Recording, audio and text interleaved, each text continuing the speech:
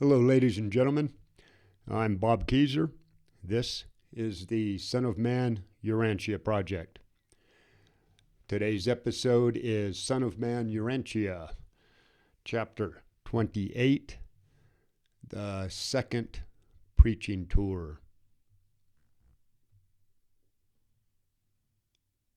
Sunday morning, October 3rd, AD 28. Jesus, his apostles, and 117 newly taught evangelists began the second round of public preaching in Galilee. They visited Gadara, Jaffa, Hippos, Gamaliel, Jezreel, Megiddo, Tarichea, Ptolemy, Daberatu, Scythopolis, Bethesda Julius, and other villages along the way. This excursion lasted until December 30th. Before departing, Peter and Andrew asked Jesus to give the new apostles their final instructions for the mission ahead. Jesus said no, that it was not his place to do what others could manage themselves. After a short discussion, it was decided that James Zebedee would speak to the new workers. When he finished, Jesus stepped up and said, "Now go forth to do the work as you have been instructed. And after you have shown yourselves faithful and competent, I will ordain you to preach the gospel of the kingdom." During this 3-month tour, only John and James were assigned to Jesus. The other 10 apostles split the new members into 10 groups of about a dozen people each, and then they all went their separate ways, baptizing believers. Jesus, John, and James traveled almost every day to one or two of the cities to watch and encourage the new evangelist work. These 3 months were meant to give the new people practical experience teaching. Meanwhile, David Zebedee managed the permanent headquarters at his father's house in Bethesda. He formed a group of 40 to 50 people to act as spies, relays, and messengers to maintain contact between the kingdom workers. When needed to supplement the group's funds, he would return to fishing for a few days. Zebedee did all of this on his own, but of course with Andrew's approval. Jesus' fame. Jesus' fame as a healer had spread through Syria, Palestine, and into the surrounding countries. For weeks after they left the Bethesda camp, people continued to arrive looking to be healed. And when they did not find Jesus, they would then go searching for him. During this period, Jesus did not perform any miracles, but because of their intense faith in Jesus, many people were healed. From this point through the remainder of Jesus' time on earth, strange things started to happen when people asked to be healed. During this particular 3 months, more than 100 people from cities far away were somehow unconsciously healed by Jesus. They in turn returned home and told everyone they had been cured, even though every single time Jesus told them to tell no one. All of this increased Jesus' fame throughout the region. The celestial host has never told exactly what occurred in these cases of spontaneous healing. All they know is that a few times Jesus simply said, "I perceive that power has gone forth from me." Like one time when he was touched by a sick child, and he said, "I perceive that life has gone forth from me." Since Jesus did not tell us exactly what happened in these events, it is not our place to try and explain them. But we can give you our opinion about what occurred. We believe 3 powerful and interrelated influences came together to result in these cases of spontaneous healing. The first power relates to the degree of living faith in the heart of the person asking to be healed, and the fact that the person wanted healing for its spiritual benefits rather than just physical relief. The second relates to sympathy, or the sympathy and compassion of a mercy-dominated Creator Son with almost unlimited healing powers. And third, the fact that Jesus was the personified expression of God's will, that when Jesus met someone with a human need, his divine nature could fulfill, and if in that moment God did not will otherwise, it was. While these events were not conscious to Jesus' mortal mind when they occurred, they were immediately recognized by his divine nature. We believe the cause for these events of spontaneous healing can be found in the great law of creation.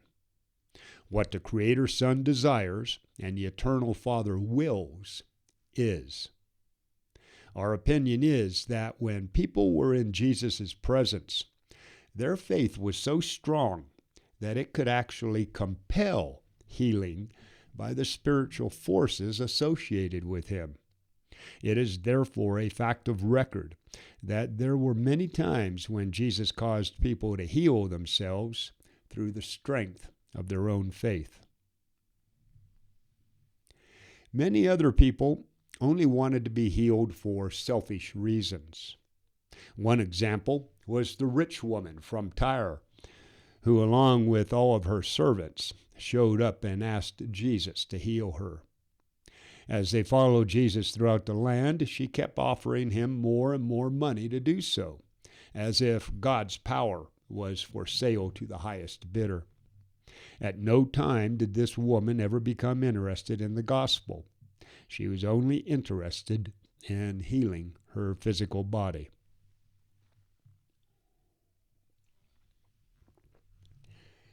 The people's attitude. Jesus understood people. He knew what was in their minds and heart. If his lessons had been preserved as he taught them, all the nations on earth would have quickly adopted his gospel of the kingdom.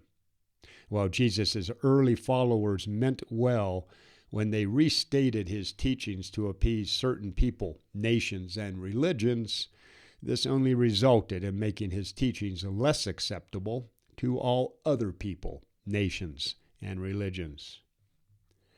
As the Apostle Paul tried to win over certain groups, he wrote many letters instructing people on his version of the new religion.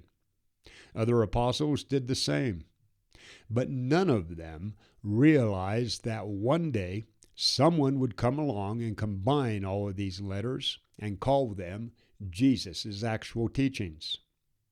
The end result was that while Christianity does contain more of Jesus' truth than any other religion, it also contains much that Jesus did not teach.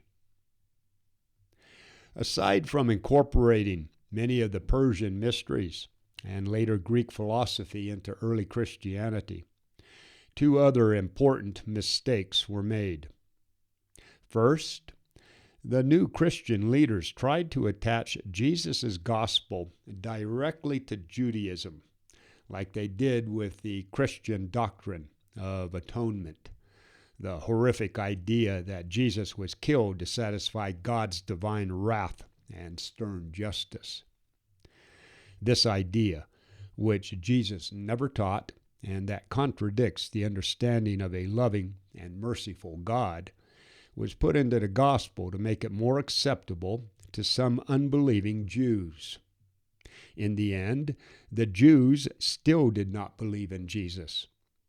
But worse, the atonement doctrine continues to confuse and sicken people, causing many honest seekers to reject the gospel of the kingdom up to this very day. The second mistake made by Jesus' earlier followers, another one that continues to this day, was making Christianity about Jesus the person and not about the teachings of Jesus. This overemphasis on Jesus' personality has made it increasingly hard for people of all other religions to accept his words. This is not to say that there is not a place for Jesus' personality in Christianity, but it should not be put before knowing his life and saving message, the fatherhood of God and the brotherhood of humanity. Those spreading Christianity should approach all other religions by recognizing the truths that both hold in common, many that stem directly or indirectly from Jesus' message, while not placing so much emphasis on their differences. Jesus' fame resulted mostly from his reputation as a healer, but soon more people came to him for spiritual help, and invariably he taught them the light of life and the way of deliverance. When Jesus was on earth as a man, it was inevitable that some extraordinary things would happen. But you should never approach Jesus through these so-called miracles. Instead, learn to approach the miracle through Jesus. This warning comes regardless of the fact that Jesus is the only personified reason for a religion that did perform miracles while on earth. The most astonishing and revolutionary aspect of Jesus' message concerned women. During an era when a man was not even supposed to greet his wife in public, Jesus, on his third trip through Galilee, dared to take women along to teach people the gospel. He did this in face of the Jews' teaching that it is better that the words of the law should be burned than delivered to a woman. In one generation, Jesus lifted women out of the slavish drudgery and disrespectful oblivion that they had been accustomed to over the ages. And it is a shame that the religion that presumed to take Jesus' name lacked the moral courage to follow his noble example. The people found that Jesus held none of the superstitions common at that time. He had no social grudges or religious prejudice. He was never intolerant of other people's beliefs. While he followed the fragments of Judaism that were true, he did not hesitate to disregard superstitious man-made traditions designed to enslave people. He dared to teach that accidents, catastrophes, and other dreadful events were not sent from God to punish people. He did away with unthinking devotion to meaningless ceremonies and showed the error in worshiping material things. Jesus boldly declared humanity's spiritual freedom, and he dared to teach people that they are in truth the sons of the living God. Jesus surpassed all previous teachings when he substituted having clean hearts for clean hands as the hallmark of true religion. Jesus put reality in the place of tradition and left no room for pride or hypocrisy. At the same time, he did not criticize or disregard the social, economic, political, or religious aspects of his day. He was not a militant. He was a progressive evolutionist. He only did away with something that the people believed when he could replace it with a higher teaching.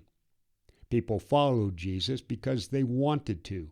He did not force them to believe.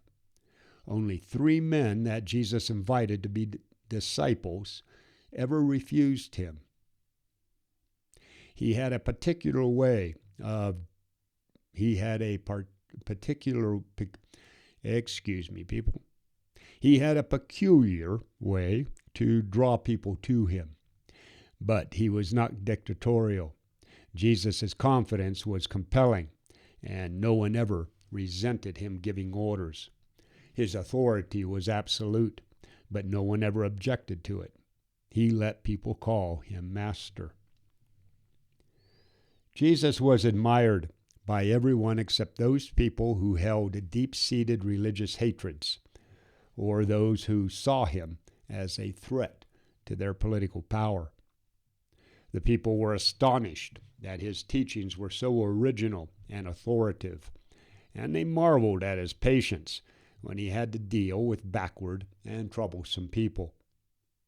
Jesus inspired hope and confidence in all of his followers. The only people who feared Jesus were those who had not met him, and the only people to hate Jesus were those who wanted to cling to the evil in their hearts. Jesus exercised a strong and fascinating influence on both foes and friends.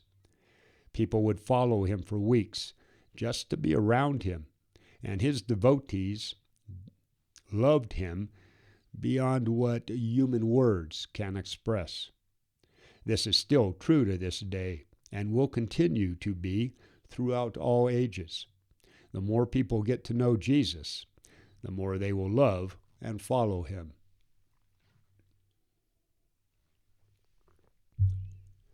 Hostility of the religious leaders. While the common people were excited about Jesus' teachings, the Jewish leaders in Jerusalem were becoming increasingly antagonistic. The Pharisees were dogmatic and systematic. Jesus was the opposite and taught as the occasion demanded. Rather than using the law to make his point, Jesus used parables. The Sanhedrin was in chaos about young Abraham converting to the gospel, and the 3 spies who not only deserted, but who were then baptized by Peter and joined the other evangelists preaching across Galilee. Day by day, the Jewish leaders became increasingly blinded by fear and prejudice, and over time, this continued rejection of the truth hardened their hearts. When people decide to ignore the quiet voice of their spirit, there is little that anyone can do to change their minds. Back when Jesus had first spoken to the evangelists at Bethesda, he ended his address saying, "Remember that people are individuals. Their personalities and their reactions to the gospel will vary. Emotionally, people react individually. The only thing that people have in common is the divine spirit inside each of them. While these divine spirits are unique entities with various degrees of personal experience, they all respond similarly, well, you know what I mean, to spiritual requests. It is only through appealing to this divine spirit that humanity will ever attain unity and brotherhood. But many of the Jewish leaders had shut themselves off to the spiritual appeal of the gospel, and from this point on, they plotted Jesus' death. Preaching tour progress. Jesus taught little during the second tour through Galilee, but he did conduct many evening classes in the cities where he, John, and James stayed overnight.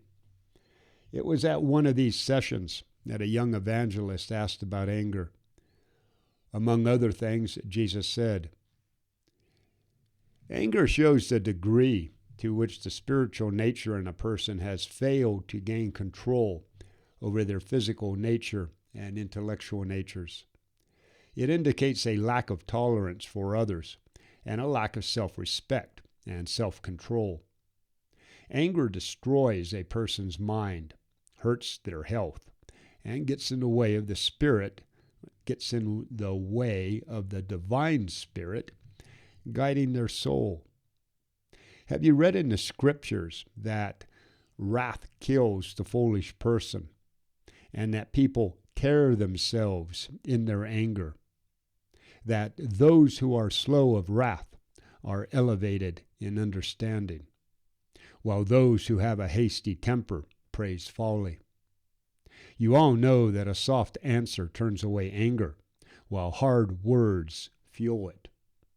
Discretion defers anger, while those who have no control over their own emotions are like defenseless cities without walls. Wrath is cruel, and anger is outrageous. Anger stirs up strife, while the furious multiply their transgressions. Do not be hasty in spirit, for anger rests in the hearts of fools. Before Jesus finished, he said, "Let your hearts be so filled with love that your spirit guide has an easy time helping you resist those outbursts of animal anger that do not fit with the status of divine sonship." In this same meeting, Jesus spoke about having a well-balanced character. He knew people needed to devote themselves to mastering some craft, but he deplored over-specialization or becoming too narrow-minded in one's lifestyle. He reminded people that any virtue taken to extremes can become a vice. Jesus preached moderation and taught people to be consistent when adjusting to life's problems.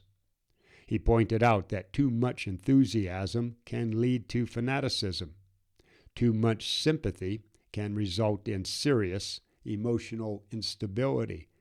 And too much imagination can bring forth visionary and impractical things. At the same time, Jesus warned them against becoming dull, mediocre, or over-conservative. While it is true that many people have to focus their time on earning a livelihood, it is also desirable to learn how others live. Truly educated people are not satisfied being ignorant of the world. Jesus spoke about the dangers of faith and courage and how they can sometimes lead to assumptions and reckless behavior. He showed how caution, when taken too far, leads to failure and cowardice. Jesus urged people to be original, but not to become an oddity. He pleaded with them to show sympathy without over-romanticizing it, and to be devoted without being self-righteous. Jesus taught people to worship God without fear or superstition. It was not Jesus' lessons that impressed the people, but rather how he lived them. In a life of stress and storm, Jesus never wavered. His enemies continually tried to trap him, but they never caught him. The wise and educated tried to trip him, but he never stumbled. When questioned, his answers were always conclusive. The Jews tried to fool him in debates, but his answers were always dignified, enlightening, and in the end, final. Jesus was never dishonorable with his enemies, while they did not hesitate to use every unfair tactic against him. The lesson regarding contentment.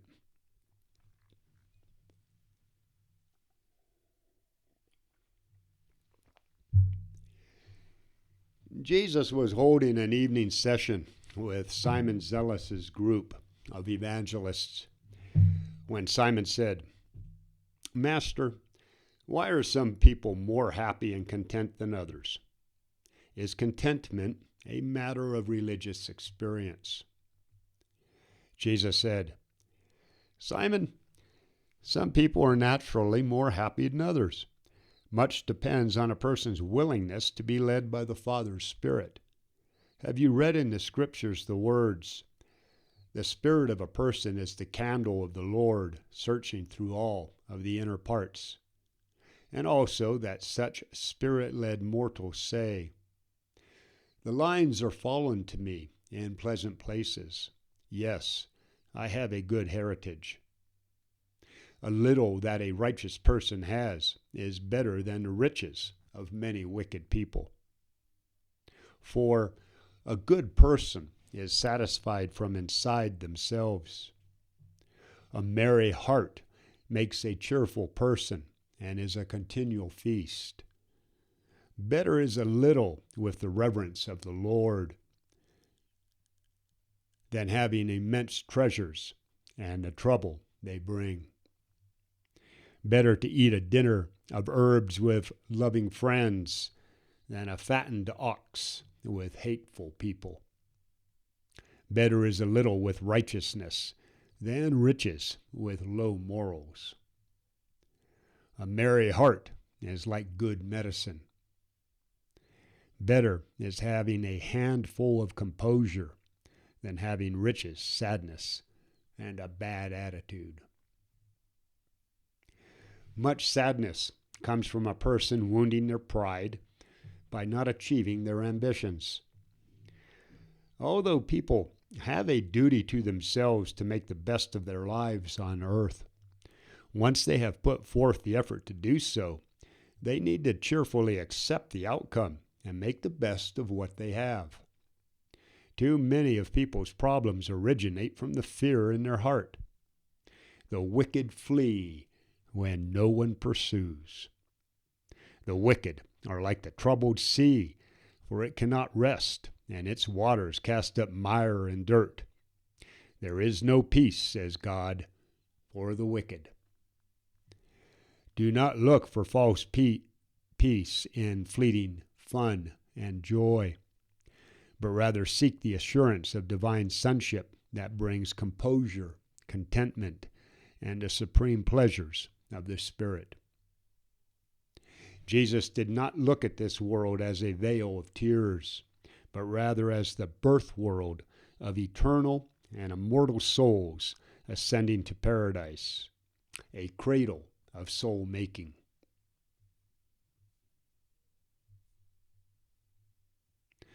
The fear of the Lord. At Gamala, during an evening talk, Philip said, "Master, why is it that the Scriptures instruct us to fear the Lord, while you want us to look at the Father in heaven without fear? How are we to harmonize these teachings?"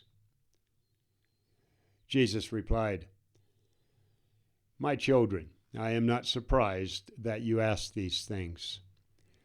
In the beginning, it was only through fear that people could learn reverence.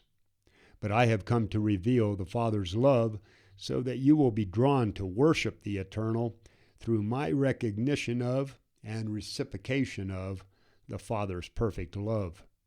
I am delivering you from the bondage of forcing yourselves, because of your fear, to serve an angry and jealous God Father." The fear of the Lord has meant different things over the ages, beginning with fear, then moving through anguish and dread, and finally arriving at awe and reverence. Now, from reverence, I would lead you still higher through recognition, realization, and appreciation to love. When a person only sees the works of God, they are led to fear the Supreme. But when people experience the personality of the living God, they are increasingly led to love such a perfect, eternal, and universal Father. It is for this purpose, changing humanity's relationship to God, that I have come to the earth. Children do not fear their father to receive his gifts. Instead, since they have already received his love, they in turn love him for his gracefulness. The goodness of God leads to service and repentance. The mercy of God leads to salvation. And the love of God leads to intelligent, free-hearted worship. Your ancestors feared God because he was mighty and mysterious. You will adore him because he is truthful, merciful, and magnificent.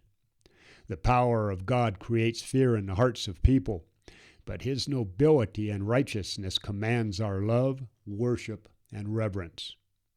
A dutiful and loving son does not fear or dread even a mighty and noble father.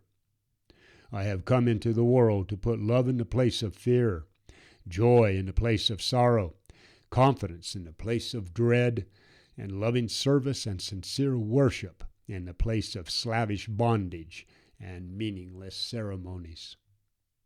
While it is still true that for those who sit in darkness the fear of the Lord is the beginning of wisdom, when the light has more fully come, the sons of God are led to praise the Infinite for what He is, rather than to fear Him for what He does. When children are young and unthinking, they must be taught to honor their parents. But when they grow older and are more appreciative of the benefits of their parents' guidance, they are led up through respect and increasing affection to actually love their parents for what they are more than for what they have done. The father naturally loves his child, but the child must develop his love for the father from the fear of what the father can do, and then higher through awe, dread, dependence, and reverence to appreciation and love. You have been taught to fear God and keep His commandments, for that is humanity's whole duty. But I have come to give you a new and higher commandment, to love God and to learn to do His will, for that is the highest privilege of the liberated sons of God. Your fathers were taught to fear God, the Almighty King. I teach you, love God, the all-merciful Father. In the kingdom of heaven that I have come to declare, there is no high and mighty king. This kingdom is a divine family. The universally worshipped and recognized head of this far-flung brotherhood of intelligent beings is my Father and your Father. I am His Son, and you are also His sons. Therefore, it is eternally true that you and I are partners in the heavenly estate, and all the more so since we have become friends in the flesh on earth. Cease then to fear God as a king, or to serve Him as a master. Instead, learn to revere Him as the Creator, love Him as a merciful defender, honor Him as the Father of your young spirit, and ultimately worship Him as the loving and all-wise Father. From your wrong concepts of the Father come your false ideas of humility and much of your hypocrisy. People may be worms in the dust by nature, but when they become indwelt by my Father's Spirit, they become divine in their destiny. The Spirit of my Father in a person will return to its divine source and universe origin, and the human soul of the person that has now become the reborn child of that indwelling Spirit will ascend with it to the presence of the Eternal Father. There is a divine dignity associated with those faith candidates who have received the Father's gifts in the eternal ascent to heaven, and humility indeed becomes these people. But meaningless practices to show false humility are not appropriate ways to appreciate the source of your salvation or the destiny of your souls. Humility before God is appropriate in the depths of your heart, and humbleness before people is commendable. But outward acts done solely for the attention of others are childish, hypocritical, and unworthy of the enlightened sons of God. It is good to be humble before God and self-controlled with people. But let your conduct be of spiritual origin, and do not deceive yourselves with outward displays of self-righteous superiority. The prophet advised well when he said, "Walk humbly with God, for while the Father in heaven is the infinite and the eternal, He also dwells in Him with a humble spirit and a repentant mind." My Father abhors evil, despises pride, and loathes hypocrisy. It has been to emphasize the value of sincerity and perfect trust in the loving support and faithful guidance of the Heavenly Father that I have so often used the example of a little child's unconditional love, trust, and acceptance of their human father to show you those attitudes essential for your entrance into the kingdom of heaven. The prophet Jeremiah was correct about many people when he said, "You are near God in the mouth, but far from him in your heart." And you have read that dreadful warning of the prophet who said, "The priests there teach for hire, and the prophets there divine for money. But at the same time they claim to be righteous and say that the Lord is with them." You have been well warned against those who speak peace to their neighbors while mischief is in their hearts, and those who flatter with the lips while the heart is double-dealing. Of all of the sorrows of a trusting person, none are so terrible as to be wounded in the house of a trusted friend. Returning to Bethesda. After talking with Simon Peter and getting Jesus' approval, Andrew instructed David at Bethesda to send out messengers telling the apostles to end the tour and return to Bethesda sometime on Thursday, December 30th. By supper time that day, everyone had arrived back to the Zebedees. The group was put up in people's homes in Bethesda and nearby Capernaum, and then they all gathered for the Sabbath. These 3 days spent together in Bethesda were exhilarating. Even the older teachers learned from the younger preachers as everyone spoke of their experiences. Then they were all given 2 weeks off to go fishing, visit their friends, or go home to be with their families. Of the 117 evangelists who participated in this second preaching tour of Galilee, about 75 survived the practical experience and returned for service at the end of the 2 weeks. Jesus, along with John, James, Peter, and Andrew, stayed at Zebedee's house and spent their time planning the welfare and extension of the kingdom of heaven. Okay, ladies and gentlemen, that's it for chapter 28. Coming up next, chapter 29, the third preaching tour. Defend your liberty. No one else is going to do it. Protect those kids. Get out there and find some way to serve humanity for nothing more or less than the sake of God. We got this, people. Godspeed. Bobby Keyser, out here.